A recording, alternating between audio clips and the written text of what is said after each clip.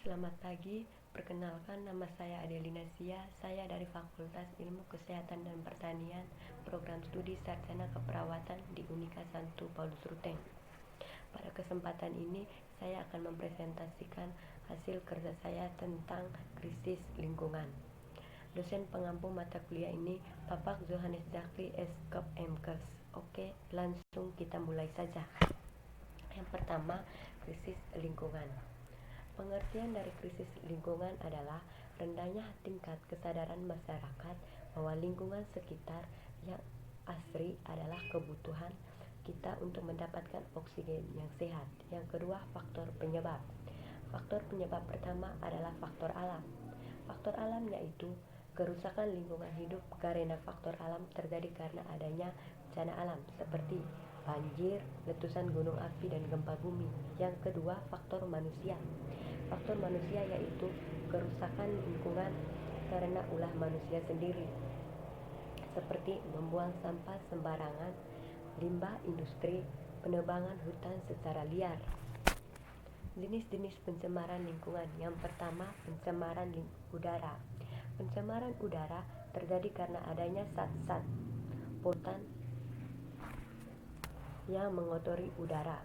Zat-zat polutan ini dapat dihasilkan dari penggunaan alat-alat tertentu seperti AC, kendaraan bermotor, dan hair dryer.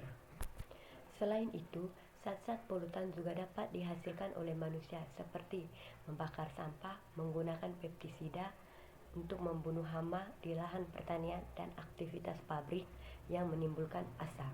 Yang kedua, pencemaran air. Pencemaran air terjadi karena adanya zat-zat polutan yang masuk ke dalam sumber air seperti insektisida, kotoran, limbah, pupuk, dan sampah. Air yang tercemar akan berbau, keruh, dan berwarna sehingga tidak layak untuk dikonsumsi. Yang ketiga, pencemaran tanah.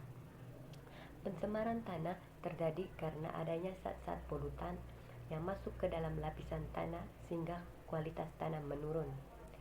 Yang kedua, sumber-sumber pencemaran udara. Yang pertama, sumber alamiah. Sumber alamiah yang pertama yaitu gunung berapi. Gunung berapi. Aktivitas vulkanik dari gunung berapi menghasilkan beberapa zat pencemaran udara seperti CO2, NOx, dan total suspended particulate. Yang kedua, biologi decay.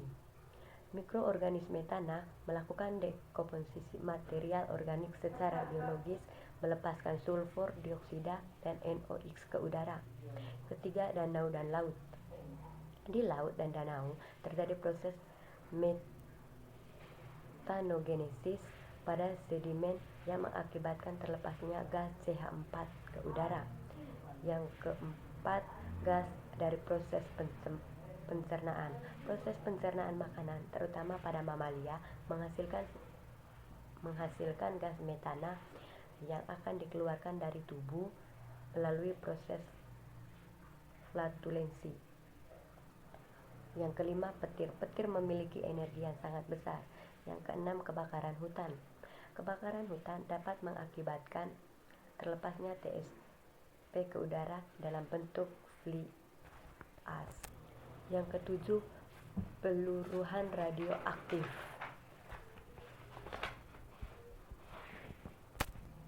Unsur-unsur radioaktif seperti uranium dapat melepaskan radiasi ke atmosfer melalui reaksi peluruhan.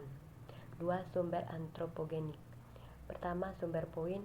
2. Sumber bergerak. Yang ketiga, sumber area peternakan NH3.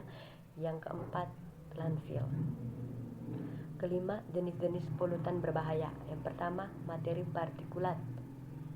Kendaraan bermotor dan hasil pembakaran pabrik dapat mengeluarkan limbah yang mencemari udara. Kedua, sulfur dioksida.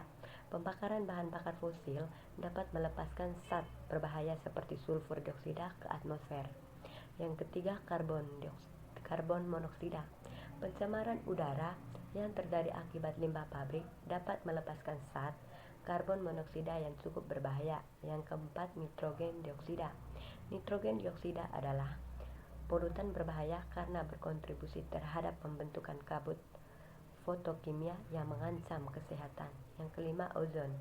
Kita perlu tahu bahwa setiap hari emisi dari kendaraan bermotor dan sinar matahari dapat membentuk ozon yang merusak tanah. Yang keenam, dampak kerusakan lingkungan terhadap kesehatan. Yang pertama, penebangan hutan secara liar atau pengundulan hutan. Yang kedua, perburuan liar. Yang ketiga, merusak hutan bakau. Yang keempat, penimbunan rawa-rawa untuk pemukiman. Yang kelima, pembuangan sampah di sembarang tempat. Yang keenam, bangunan liar di daerah aliran sungai. Yang ketujuh, pemanfaatan sumber daya alam secara berlebihan di luar batas. Terima kasih atas perhatiannya. Kurang dan lebihnya saya minta maaf. Demikian hasil presentasi saya. Semoga bermanfaat.